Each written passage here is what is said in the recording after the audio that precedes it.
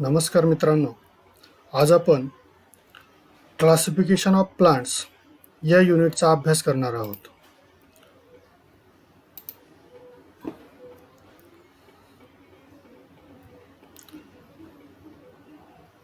You have already studied the kingdom Monera, Protista and fungi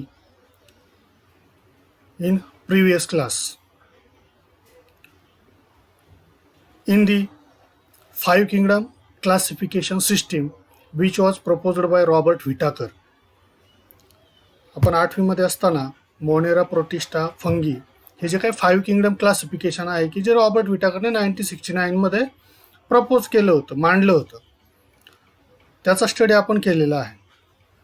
मग 5 kingdom classification जे काय आहे ते रॉबर्ट विटाकरने 1969 मध्ये जे मांडलं त्यात काय क्लासिफिकेशन केलं होतं? Monera. It includes unicellular prokaryotes. In Protista unicellular eukaryotes, fungi, plantae and animalia. These are the 5 kingdom. Beside this, fungi, plantae and animalia are multicellular eukaryotics. बरोबर, पहिले दोन आपण मोनेरा आणि प्रोटिस्टा पाहिले होते ते कसे होते? युनिसेल्युलर होते. पण फंगी, प्लांटे आणि ॲनिमॅलिया काय तर मल्टीसेल्युलर युकॅरियोट्स आहे. In this unit, we are going to learn about how much diversity is there in the kingdom Plantae. हा जो काही प्लांटी किंगडम आहे याच्यामध्ये किती डायव्हर्सिटी आहे ते आपण आज या लेक्चरमध्ये पाहणार आहोत. Kingdom Plantae. मग which are the special cell organelles that differentiate plant cells from the animal cells. असे कोणते स्पेशल सेल ऑर्गॅनलीज आहेत? आता ऑर्गॅनलीज माहिती आहेत आपल्याला सगळे, 8वी मध्ये शिकलो आपण. मग अशा कोणत्या सेल ऑर्गॅनलीज आहेत स्पेशल की त्या प्लांट सेलला ॲनिमल सेलपासून डिफरन्शिएट करतात, वेगळ्या करतात?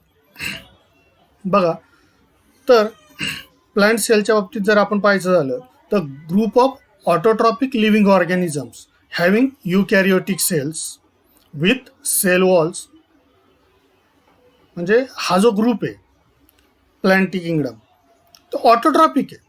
ऑटोट्रॉपिक लिव्हिंग ऑर्गॅनिझम, स्वयंपोषी, and having eukaryotic cells with cell wall. Eukaryotic cell आहे आणि त्याला काय आहे? सेल वॉल आहे. Plants have become autotrophic as they can perform photosynthesis with the help of chlorophyll. आणि ह्या ज्या काही प्लांट्स आहेत ह्या बिकम ऑटोट्रॉपिक आहे, स्वयंपोषी आहेत, as they can perform photosynthesis, की ज्या काय करतात? प्रकाश संश्लेषणाची प्रक्रिया करतात with the help of chlorophyll. क्लोरोफिलच्या मदतीने काय करतात? फोटोसिंथेसिस करतात आणि स्वतःचं अन्न स्वतः तयार करतात. म्हणून त्यांना काय म्हटलेलं आहे? ऑटोट्रॉपिक्स असं म्हटलेलं आहे. Living organism of kingdom plantae are the main source of food for all other living organism. आणि हे जे काय फोटोसिंथेसिस मार्फत स्वतःचं अन्न स्वतः तयार करतात ते स्वतःला काही अन्न वापरतात आणि उरलेलं जे काही तर फूड आहे ते इतरांना दिलं जातं, की ज्याच्यावरती आपण सगळे इतर प्राणी अवलंबून आहोत. म्हणून त्यांनी काय म्हटलेलं? Plantae are the main source of food for all other living organism. मग ह्या प्लांट क्लासिफिकेशनचं मिनिंग काय? नक्की क्लासिफिकेशन म्हणजे काय? तर plant classification is the placing of known plants into a groups. आपल्याला माहीत असणाऱ्या ज्या काही वनस्पती आहेत त्यांचं ग्रुपिंग करणं, एका विशिष्ट ग्रुपमध्ये त्यांची मांडणी करणं. जसं की फळं येणाऱ्या, फुलं येणाऱ्या, फळं फुलं न येणाऱ्या, अशा काही ग्रुपमध्ये त्यांचं आपण काय करणं? ग्रुपिंग करणं. Or categories to show some relationship, किंवा काही कॅटेगरीमध्ये त्यांचं ग्रुपिंग करणं की ज्या काय करतात? काही रिलेशनशिप दाखवतात एकमेकांशी. म्हणजे अशा प्रकारे ह्या प्लांट क्लासिफिकेशनचा मिनिंग सांगता येतो. मग त्याच्यामध्ये बघा, सपोज हे प्लांट्स आहेत, काही कसे आहेत? नॉन फ्लॉवरिंग आहेत, काही फ्लॉवरिंग आहेत. म्हणजे काहींना फुलं येत नाहीत, काहींना फुलं येतात. त्यांचं ग्रुपिंग 2 केले आपण.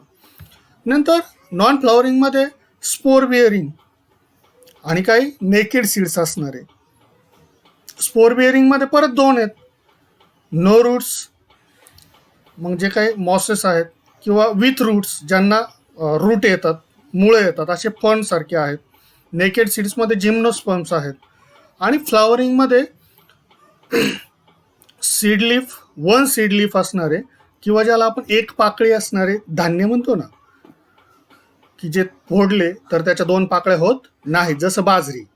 आणि टू सीड लीव्स म्हणजे त्या ठिकाणी त्याला डायकोट म्हणतात, द्विदल वनस्पती, की ज्यांच्या बिया फोडल्या, शेंगदाणा आपण फोडलं तर त्याच्या दोन पाकळ्या होतात. म्हणजे अशा प्रकारे ह्या प्लांट क्लासिफिकेशनचा मिनिंग आपल्याला सांगता येतो. मग क्लासिफिकेशनला बेसिस काय घेतलेले, बेसिस फॉर क्लासिफिकेशन कोणते क्रायटेरिया वापरलेत? तर पहिला क्रायटेरिया वापरलेला आहे the presence or absence of organs. एखादा ऑर्गन प्रेझेंट आहे किंवा नाही, हा पहिला क्रायटेरिया घेतला. मग जसं मी तुम्हाला मग सांगितलं, फुल असणं किंवा फुल नसणं. काही वनस्पती आहेत की ज्यांना फुलं येत नाहीत आणि काही वनस्पती आहेत की ज्यांना फुलं येतात. मग नेक्स्ट कन्सिडरेशन काय केले क्लासिफिकेशनसाठी? The presence or absence of separate conducting tissue for conduction of water and food. मग जे काही अन्न आणि पाणी आहे त्या वाहून नेण्यासाठी काही वेगळ्या कंडक्टिंग टिश्यू आहेत का, त्याच्यामध्ये वाहिन्या आहेत का? तर काही वनस्पतींमध्ये सेपरेट वाहिन्या असतात, काही वनस्पतींमध्ये नसतात. अजून काय क्लासिफिकेशनला विचारात घेतलं आहे? Do the plant bear seeds. त्या प्लांटला सीड्स किंवा बिया येतात किंवा नाही हे विचारात घेतलंय. इफ दे डू, जर त्यांना येत असतील तर त्याचं परत क्लासिफिकेशन केलं. काय परत काय विचारात घेतलंय? Whether the seeds are enclosed in a fruit or not. जर झाडांना बिया येत असतील तर त्याच्या बिया ह्या फळाच्या आतमध्ये आहेत की बाहेर आहेत. काही वनस्पती आहेत की ज्यांच्या बिया कशा आहेत, फळाच्या बाहेर आहेत. आणि अजून काय लक्षात घेतलंय? Plants are grouped depending upon the number of cotyledons in the seeds. आणि शेवटचा मुद्दा लक्षात घेतलाय की त्याच्यामध्ये किती दल आहेत बियांमध्ये, एकदल आहे की द्विदल आहे ते विचारात घेतलेले. म्हणजे एक पाकळी फोडलं तर त्याचे कोणतेच पाकळ्या पडत नाहीत किंवा दोन पाकळ्या होतात बियांच्या, हा एक मुद्दा विचारात घेतलेला आहे. मग त्याच्यावरती आधारित बघा, depending upon the absence or presence of flowers, fruits and seeds, plants are classified as a cryptogams or phanerogams. फुलं आहेत, फळं आहेत किंवा सीड्स आहेत किंवा नाहीत, याच्यावरती आधारित ह्या प्लांटचं क्लासिफिकेशन कशात केलेलं आहे? क्रिप्टोगॅम्स ऑर फॅनोरोगॅम्समध्ये केलेलं आहे. मग डिपेंडिंग अपॉन वेदर, जर आपण वर पाहिलं जसं, depending upon whether seeds are enclosed within a fruit or not. मग हे सीड्स जे काय आहेत ते फ्रूटच्या आतमध्ये एनक्लोज बंदिस्त आहेत किंवा फ्रूटच्या बाहेर आहेत, फळाच्या बाहेर आहेत. त्याच्यावरून ह्या फॅनोरोगॅमचं क्लासिफिकेशन जिम्नोस्पर्म आणि अँजिओस्पर्म मध्ये होतं. मग त्यातला जो काही अँजिओस्पर्म आहे are further classified as a monocot or dicots. मग जसं मी वरती तुम्हाला सांगितलं होतं की कॉटिलिडॉन्स इन द सीड्स म्हणजे number of cotyledons in the seeds, त्या बियांचे दोन पाकळे होतात किंवा नाही याच्यावरती आधारित काय होतात, मोनोकॉट आणि डायकॉट असे दोन प्रकार पडतात. हे बघा, हे अशा प्रकारे त्याचं क्लासिफिकेशन आपल्याला करता येतं. डोंट मेक सीड्स, जे फळं तयार करत नाहीत ते क्रिप्टोगॅम्स, आणि जे फळं म्हणजे बिया, आणि ज्या बिया तयार करतात ते फॅनोरोगॅम्स. मग ह्या क्रिप्टोगॅमचे परत दोन भागात वर्णन केले. Has no true roots, stems or leaves, ज्यांना आभासी मुळं, खोड किंवा पानं असतात, म्हणजे ओरिजिनली ती नसतात, अशा एका भागातल्या वनस्पती आहेत. आणि काही वनस्पती आहेत की ज्यांना has a true roots, stem आणि लिव्ज असतात. मग त्याचं एका भागात वर्णन केलेलं आहे. मग त्याच्यावरती आधारित याचे परत ह्या ज्याचे नो ट्रू रूट्स किंवा जे काही आभासी मुळं किंवा पानं आहेत त्यांचे दोन डिव्हिजन केले, थॅलोफायटा आणि ब्रायोफायटा. आता थॅलोफायटा जे काय आहे त्याला has no roots, stem or leaf structure, त्याला रूट, स्टेम किंवा लिव्हचं स्ट्रक्चर नसतं. तर ब्रायोफायटामध्ये has some root, stem and leaf structure, त्याच्यामध्ये काही प्रमाणामध्ये रूट, स्टेम, लिव्ज आणि रूट, स्टेम आणि लिव्हचं स्ट्रक्चर दिसून येतं. हे आणि मग त्याचे एक्झाम्पल्स खाली आहेत. आणि ज्याचे मेक्स फूड सीड्स ज्यांना बिया येतात that are classified in two groups, gymnosperm and angiosperm. Gymnosperms have no flowers and angiosperms have flowers. मग ह्या angiosperm are further divided into two types, dicotyledonous plants and monocotyledonous plants. हे डायकॉटिलिडोनस आणि मोनोकॉटिलिडोनस म्हणजे काय हे मी तुम्हाला अगोदर सांगितलेलं आहे. पाहूयात पुढे आपण. क्रिप्टोगॅम्स म्हणजे यातला डोंट मेक सीड्स, जे सीड तयार करत नाहीत अशा वनस्पतींचं वर्गीकरण कशात केलेले क्रिप्टोगॅम्स, आणि त्याचे 3 डिव्हिजन ते आपण आता पाहूया. पहिलं क्रिप्टोगॅम्स. क्रिप्टोगॅमचं जर आपल्याला एक्झाम्पल पाहायचं असेल तर आता पावसाळ्यामध्ये बघा डबक्यांमध्ये पाणी साठलेलं असतं आणि त्याला शेवाळलेलं असतं, ग्रीनिश वॉटर असतं. Search for a pond with greenish water, असं ग्रीनिश वॉटर तुम्ही शोधा. Collect some of the green fibres from the water, त्यातल्या काही हिरवे जे काही फायबर्स आहेत, तंतू आहेत ते काढा. Put the fibre in a petri dish, आपल्या पेट्री डिशमध्ये प्रयोगशाळेत आपण आहे ते आपण पाहणार आहोत शाळा चालू झाली की. पेट्री डिश, त्या डिशमध्ये हे घ्या. Wash them clean with water, आणि पाण्याने धुवून घ्या. Put one of the fibre in a drop of water on a glass slide and spread it out through. त्यात काय करा, ते फायबर घ्या ग्लास स्लाइडवर आणि त्याच्यावरती काय करा, एक ड्रॉप पाण्याचा टाका आणि ते फायबर जे काय आहे ते पसरवा. And put a cover slip over the slide, आणि त्याच्यावरती काय करा, कवर स्लिप टाका. If you observe this slide under compound microscope you seen this thread-like structure that is known as Spirogyra. हे स्पायरोगायराचं स्ट्रक्चर टाईप ऑफ अल्गी ते तुम्हाला त्या ठिकाणी दिसून येईल. ते सीड्स तयार करत नाहीत. That is the cryptogams. मग या क्रिप्टोगॅमचे first division Thallophyta. These plants grows mainly in water. म्हणजे ह्या ग्रुपमधले डिव्हिजन थॅलोफायटामधल्या ज्या काही प्लांट्स आहेत त्या मेनली कुठे वॉटरमध्ये ग्रोज होतात, वाढतात. Which do not have specific parts like root, stem, leaves or flowers. त्यांना स्पेसिफिक पार्ट्सचे जे काही रूट, स्टेम, लिव्ज, फ्लावर्स नसतात, बट आर ऑटोट्रॉपिक. पण त्या जरी त्यांना रूट, स्टेम, लिव्ज किंवा फ्लावर जरी नसले तरी ते ऑटोट्रॉपिक आहे. बिकॉज दे हॅव क्लोरोफिल, कारण त्यांच्याकडे क्लोरोफिल आहे. The presence of chlorophyll in this plants is called algae, आणि म्हणून त्यांना काय म्हटलेलं आहे, आल्गी म्हटलेलं आहे. And this algae shows great diversity. ह्या आल्गीमध्ये सुद्धा आपल्याला विविधता दिसून येते. They may be unicellular or multicellular and microscopic or large. बघा ह्या आल्गी ह्या युनिसेल्युलर पण आहेत आणि काही मल्टीसेल्युलर पण आहेत. काही मायक्रोस्कोपिक म्हणजे खूप लहान, जसं डोळ्यांना दिसू शकत नाहीत अशा आहेत. काही मोठ्या आहेत, लार्ज आहेत. मग याचे एक्झाम्पल्स स्पायरोगायरा, इलोथ्रिक्स, उल्वा, सार्गॅसम एक्सेट्रा. त्याचे काही एक्झाम्पलचे पिक्चर इथे दिलेले आहेत बघा. मग या थॅलोफायटिक ग्रुपच्या प्लॅन्टचा जर विचार केला, some of these are found in fresh water. काही आपल्या जे काही गोडं पाणी आहे ना, आपल्या विहिरी असतील, तलाव असतील, नदी असेल, याच्यामध्ये सापडतात. While some are found in saline water. तर काही खाऱ्या पाण्यामध्ये, समुद्राच्या पाण्यामध्ये ह्या दिसून येतात. These plants usually have a soft and fibre like body. ह्या प्लांटचं जनरली जर बॉडी स्ट्रक्चर पाहिलं आपण, बॉडीची रचना जर पाहिली तर सॉफ्ट आहे, हात लावला की गुळगुळीत लागते.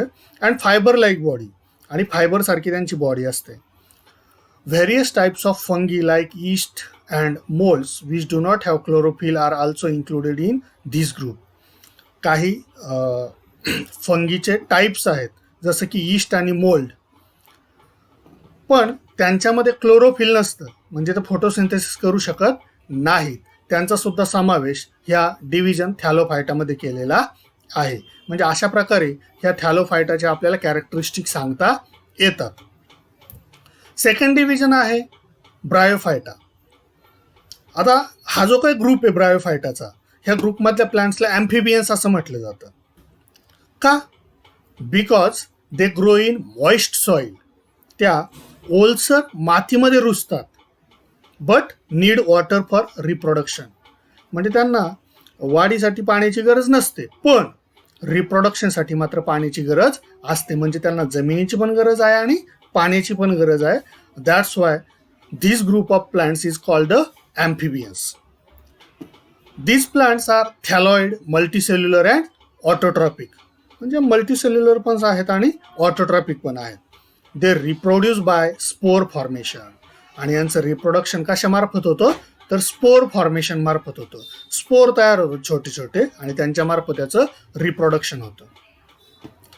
The structure of the plant body of bryophytes is flat. आता ह्या ब्रायोफाइट ग्रुपमधल्या प्लांटचं जर बॉडी स्ट्रक्चर आपण पाहिलं तर ते कसं आहे, फ्लॅट. हे बघा असं रिबन लाईक. रिबन असते ना, ते रिबन सारखं फ्लॅट आहे. Without true roots. याला जरी आपल्याला वाटत असेल की त्याला रूट्स आहेत, पण त्याला ते ट्रू रूट्स नसतात, तर त्या आभासी असतात. स्टेम नसते किंवा लीव्ज नसतात, तर त्या सगळ्या आभासी असतात. Instead they have stem like or leaf like parts and root like रायझॉड्स.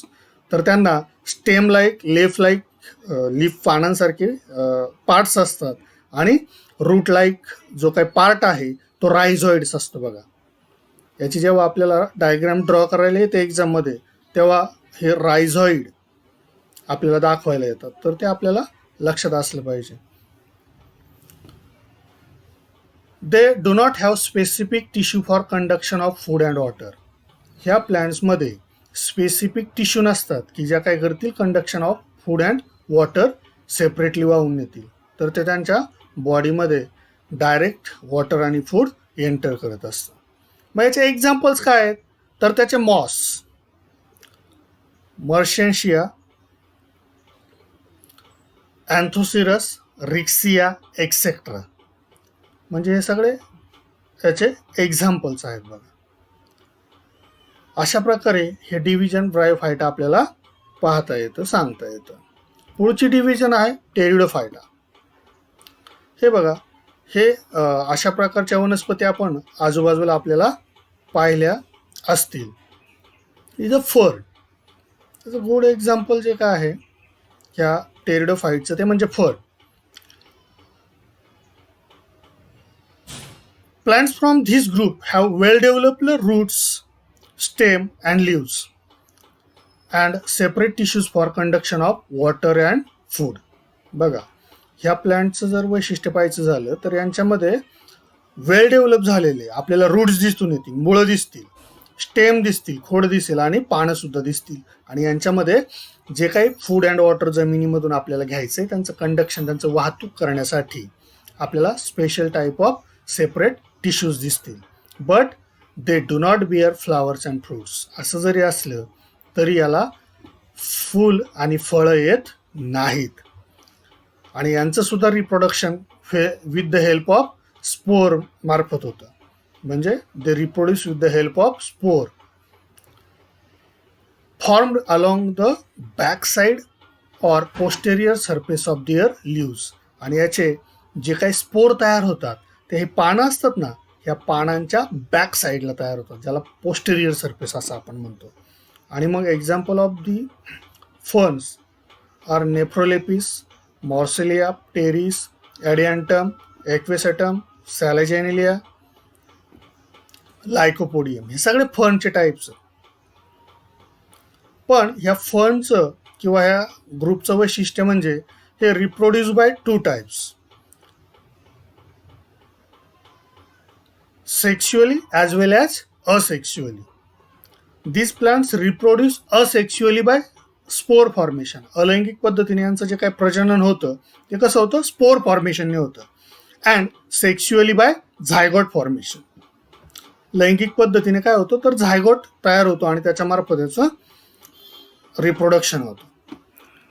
They have a well developed conducting tissue. जसं मी तुम्हाला सांगितलं की यांच्यामध्ये सेपरेट कंडक्टिंग टिश्यूज असतात आणि त्या कशा असतात, तर वेल डेव्हलप्ड असतात. ह्या टेरिडोफाइट डिव्हिजनचं हे फर्न आणि हे फर्नचे डिफरंट टाईप्स आपण लक्षात ठेवायचे. म्हणजे अशा प्रकारे ह्या 3 डिव्हिजन या ठिकाणी आपल्याला सांगता येतात. पुढचं जर विचार केला ह्या तीनही डिव्हिजनचा, तर what is the similarity between these 3 divisions, Thallophyta, Bryophyta and Pteridophyta? All these plants reproduce by spore formation. तुम्ही जर तिघांची वैशिष्ट्य पाहिले, सिमिलरिटी पाहिले, तर यांचं रिप्रोडक्शन कसं होतं? स्पोर फॉर्मेशन होतं. They are called cryptogams as their reproductive organs cannot be seen. मग याला क्रिप्टोगॅम्स का म्हटलेलं आहे? कारण त्यांचे रिप्रोडक्टिव्ह ऑर्गन हे दिसत नाहीत. त्यातला क्रिप्टो म्हणजे हिडन आणि गॅम्स म्हणजे रिप्रोडक्टिव्ह ऑर्गन्स, म्हणून त्याला क्रिप्टोगॅम्स असं म्हटलेलं आहे. आणि या तिघांमधले वैशिष्ट्य एकत्रित काय त्यांची similarity? All these plants reproduce by spore formation. पुढचं आहे फॅनेरोगॅम्स. मग फॅनेरोगॅम्सचं वैशिष्ट्य काय आहे? Plants which have special structure for reproduction and produce seeds are called phanerogams. म्हणजे ज्या प्लांट्स सीड तयार करतात, बिया तयार करतात आणि ज्यांच्याकडे स्पेशल स्ट्रक्चर ऑफ रिप्रोडक्शन आहे, त्यांना काय म्हटलेलं आहे? तर फॅनेरोगॅम्स, किंवा ज्याला सीड प्लांट्स असं सुद्धा आपण म्हणू शकतो. In these plants, after the process of reproduction, seeds are formed. ह्या प्लांटचं वैशिष्ट्य बघा, जेव्हा रिप्रोडक्शन होतं त्या रिप्रोडक्शनच्या प्रोसेस नंतर त्याच्यामध्ये काय तयार होतात? सीड्स तयार होतात, which contain the embryo and stored foods. आणि त्या सीडमध्ये काय असतं? तर एम्ब्रियो असतो. एम्ब्रियो म्हणजे काय? गर्भ. अँड स्टोर्ड फूड्स, आणि साठवलेलं अन्न सुद्धा असतं. During germination of the seeds, जेव्हा सीड्सचं जर्मिनेशन होतं, रुजतात नाही का जमिनीमध्ये, the stored food is used for the initial growth of the embryo. त्या सीड्समध्ये जो एम्ब्रियो असतो ना, त्या एम्ब्रियोची इनिशियल वाढ होण्यासाठी, सुरुवातीची वाढ होण्यासाठी त्याला जी अन्नाची गरज असते ना, ते फूड ह्या सीडमध्ये साठवलेलं वापरलं जातं. Depending upon whether the seeds are enclosed in a fruit or not. बघा, आता हे सीड्स हे फ्रूट्समध्ये एनक्लोज आहे किंवा नाही याच्यावरती phanerogams are classified in two 2 types, gymnosperms and angiosperms. त्यातला पहिला डिव्हिजन आपण पाहणार आहोत, जिम्नोस्पर्म्स. त्या जिम्नोस्पर्मचे काही कॅरेक्टरिस्टिक जर आपल्याला पाहायचे झाले, तर पहिला जिम्नोस्पर्मचा अर्थ आपण समजून घ्यायचा. यातला जिम्नोस म्हणजे नेकेड, उघडे, आणि स्पर्म्स म्हणजे सीड्स, म्हणजे ज्याचे सीड्स हे उघडे आहेत, ओपन आहेत, म्हणजे gymnosperm. And the gymnosperms are mostly evergreen. या वनस्पती कशा असतात? इव्हरग्रीन असतात, वर्षभर हिरव्या असतात. आपण मोरपंखी पाहिले बघा गार्डनमध्ये, आपण त्याच्या छोट्या छोट्या फांद्या तोडतो आणि ते आपण मजेने फिरवत असतो, तर ते मोरपंखी. हे बघा इथे दिलेलं आहे त्याचं पिक्चर. हे आपल्याला फॅमिली येते, ते वर्षभर हिरवे असतात. पेरेनियल अँड उडी, बहुवार्षिक आहेत आणि उडी आहेत, म्हणजे याच्यामध्ये लाकूड असतं. Their stems are without branches. त्यांच्या स्टेम जर त्याचे खोड जर पाहिलं तर त्याला ब्रँच, फांद्या नसतात. The leaves form a crown, आणि त्याच्या पानांची रचना जर आपण पाहिली तर क्राऊन सारखी, एखाद्या मुकुटासारखी त्याची रचना झालेली असते. These plants bear male and female flowers on different sporophylls of the same plants. बघा, ह्या प्लांटचं अजून एक वैशिष्ट्य काय आहे, तर मेल अँड फिमेल फ्लावर्स तयार होतात एकाच प्लांटवर, बट ऑन डिफरंट स्पोरोफिल्स. म्हणजे हे एक ह्या प्लांट डिव्हिजनमधल्या प्लांटचं वैशिष्ट्य आहे. Seeds of these plants do not have natural covering. आणि ह्या प्लांटचे जे काही सीड्स असतात, बिया असतात, त्याला नॅचरल, नैसर्गिक कव्हरिंग नसतं. That is these plants do not form fruits. म्हणजे ह्या वनस्पतींना फळं येत नाहीत. And therefore called gymnosperms. आणि म्हणून याला काय म्हटलेलं आहे? जिम्नोस्पर्म असं म्हटलेलं आहे. यातले सेकंड डिव्हिजन आहे अँजिओस्पर्म. मग अँजिओस्पर्म, अँजिओ म्हणजे काय, याचा अर्थ बघा, अँजिओ म्हणजे कवर्ड, म्हणजे ज्याचे सीड्स नॅचरली कवर्ड असतात, नैसर्गिकरित्या त्या सीड्सवरती काय असतं, आवरण असतं, त्याला काय म्हटलेलं आहे, angiosperm. And the flowers of these plants bear are their reproductive organs. आणि मग ह्या प्लॅन्टचे जे काही फुलं असतात ना, या प्लॅन्टला येणारी फुलं, ती काय आहेत, त्या प्लॅन्टचे रिप्रोडक्टिव्ह ऑर्गन आहेत, प्रजननाचे अवयव आहेत. Flowers develop into fruits. ह्या फ्लावरचं रूपांतर नंतर कशामध्ये होतं, ते डेव्हलप काय करतात, फ्रूट्स डेव्हलप करतात. And seeds are formed within fruits. आणि याचे जे काही सीड्स असतात ते कशात असतात, तर फळांच्या आतमध्ये असतात, फळांच्या आतमध्ये या बिया असतात. Thus these seeds are covered, hence they are called angiosperm. याचे जे काही बिया असतात ह्या कशा असतात, बाहेरून नॅचरली कवरिंग, म्हणजे फळांचं कवरिंग आहे त्याला, म्हणून त्याला काय म्हटलेलं आहे, अँजिओस्पर्म असं म्हटलेलं आहे. आता हे अँजिओस्पर्म्स परत 2 टाईपमध्ये डिवाइड झालेले आहेत, जसं मी तुम्हाला सांगितलं होतं मगाशी. The plants whose seeds can be divided into 2 equal halves or dicotyledonous. म्हणजे ज्यांच्या बिया यांचे काय झालेले 2 सारखे भाग पडतात त्या बियांचे, किंवा ज्याला 2 दलं तयार होतात, that is called as a dicotyledonous plants. And those whose seeds cannot be divided into equal parts. आणि ज्याचे सीड्स नाही का फोडले तर ज्याचे 2 भाग होत नाहीत, बाजरी असेल, ज्वारी असेल किंवा मका, जे बघा maize, that is called as a monocotyledonous plants. म्हणजे अशा प्रकारे हे डिव्हिजन अँजिओस्पर्मचे परत काय करता येतात, आपल्याला 2 भाग करता येतात. अशा प्रकारे हे प्लांट क्लासिफिकेशन या ठिकाणी संपलेलं आहे. पुढच्या तासाला आपण याचा पुढचं जे काही प्रकरण आहे त्याचा अभ्यास